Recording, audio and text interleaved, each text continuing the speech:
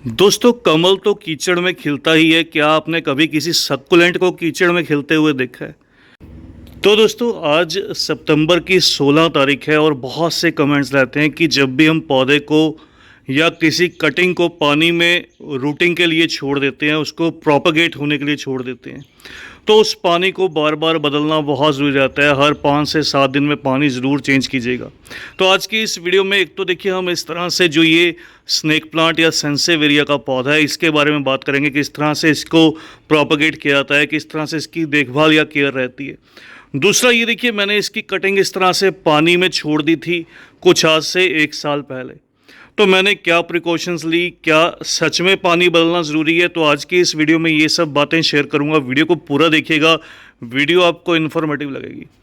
मेरे पास हालांकि सेंसेवेरिया या स्नेक प्लांट की बहुत सी वैरायटीज़ हैं, और जो एक इस पौधे में ख़ास बात रहती है वो ये कि ये ऐसा पौधा है जो लो लाइट में ग्रो कर जाता है। बहुत बार मैंने वीडियोस में शेयर किया है भी, बहुत से पौधे जो रहते हैं उनको ब्राइट लाइट या सुबह की धूप बहुत ज़रूरी रहती है, लेकिन ये एक ऐसा पौधा है जो लो लाइट में ईजिली ग्रो कर जाता है, सर्वाइव करता है।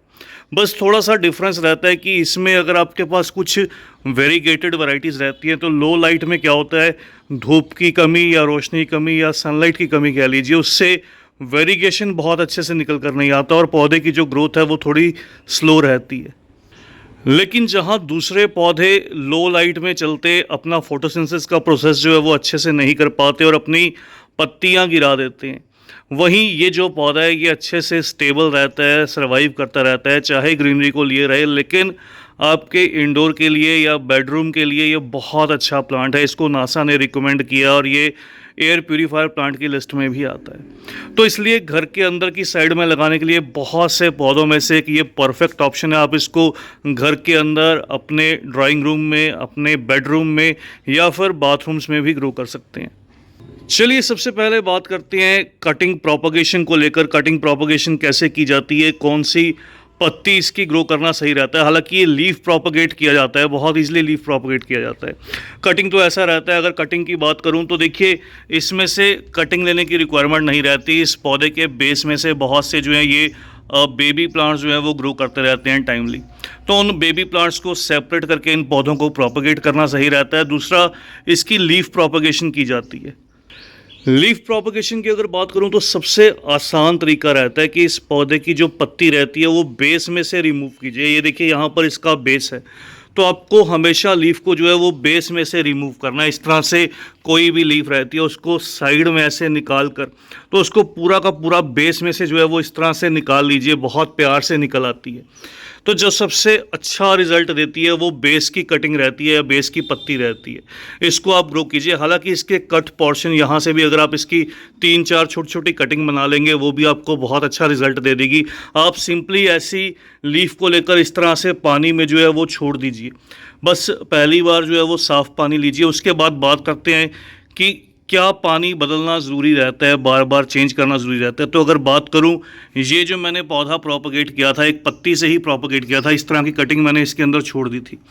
तो इसके अंदर मैंने पिछले 1 से 1.5 साल में एक बार भी जो पानी है वो चेंज नहीं किया, कभी भी इसको वॉश नहीं किया। केवल क्या किया, जब भी ये पौधा जहाँ पर पड़ा था वहाँ पर इसका पूरा पानी सूखने लगता था, उस समय पर इसमें मैं दोबारा से जो पानी है वो फिल कर देता था, जो पानी है वो नया भर देता था। और ये देखिए, अब इसके अंदर बहुत सी जो काई है, जो गंदगी है वो जमा भी हो गई। तो कह लीजिए कि मेरी एक लापरवाही है या फिर लेजीनेस है, जिसके कारण से मैंने इसका जो पानी है वो नहीं बदला। आप हो सके तो पानी ज़रूर बदलेगा, लेकिन ये बताना, एक इस बात को शेयर करना था कि ये इतना हार्डी प्लांट है कि बिना पानी को चेंज किए ये सिंपल टैप वाटर से बहुत ईजिली जो है वो सर्वाइव कर जाता है। इसके बाद दूसरी जो चीज़ है दोस्तों, ये जो पौधा अगर बात करूं तो ये समर ग्रोइंग प्लांट है। गर्मी का मौसम इसको पसंद रहता है और गर्मी में ये तेज़ी से बढ़ता है।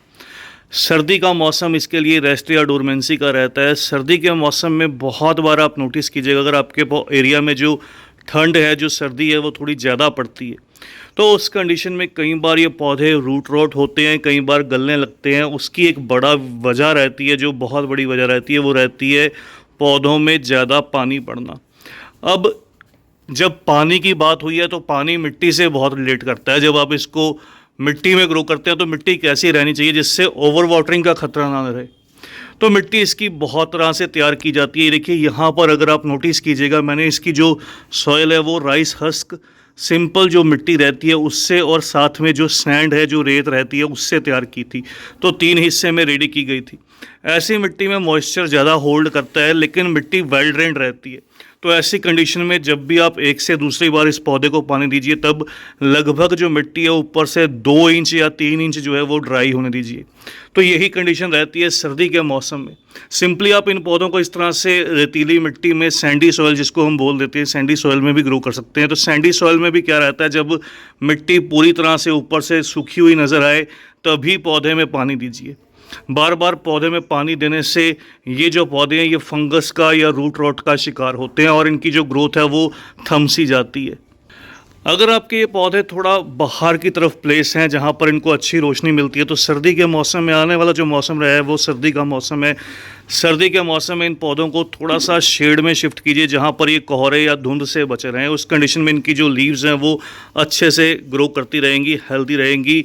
लीव्स के टिप का ब्राउन होना या येलो होना ये साइन रहता है कई बार पौधे में ओवर वाटरिंग होती है, तब ये कारण से ये ऐसा प्रॉब्लम इनमें निकल कर आती है। या फिर ज़्यादा तेज़ धूप में पौधे के पड़ा रहने से इनकी जो पत्तियां हैं वो येलो सी नज़र आती हैं। तो अगर आपके प्लांट में इस तरह की प्रॉब्लम है, पौधे की लीव्स जो है वो येलो होने लगी हैं, पौधा गलने लगा है, ओवर वाटरिंग की समस्या निकल कर आई है, तो पौधे में क्या कीजिए, पौधे को सेमी शेड में रखिए जहाँ पर सुबह की सेवर सिर्फ 1 या 2 घंटे की डायरेक्ट सनलाइट मिले या फिर जो ब्राइट लाइट है वो पूरे दिन की मिलती रहे। वहाँ पर प्लेस करके इसको फंगीसाइड 2 ग्राम 1 लीटर पानी में डिज़ोल्व करके पौधे को हर 7 से 10 दिन में जो है वो रूट्स में पानी दे दीजिए। तो आप धीरे धीरे नोटिस कीजिएगा आपका जो ये प्लांट है ये रिकवर होने लगेगा, धीरे धीरे इसकी जो कह लीजिए अच्छी जो सुंदर लीव्स हैं वो निकालने लगेगा।